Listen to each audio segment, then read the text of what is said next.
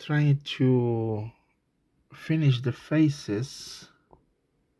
That's the reference photos from Thomas, up to 30 images. Obviously, there are no eyeballs.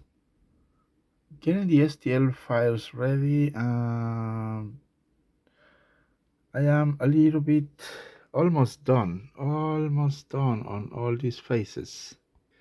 Don't remember if all these faces were features on the videos, but I'm gonna go ahead and click one of these files and see how it looks. That image is way too green. Hold on, should be kind of different, but I think the face is ready.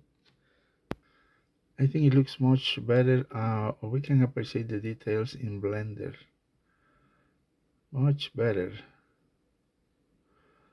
Okay, I'm ready to hit and print. By the way, I measure Trackmaster Revolution and Trackmaster 1 or Tomy models.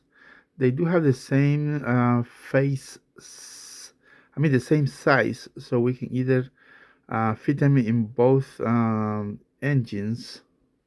Whoa, that's a lot of faces.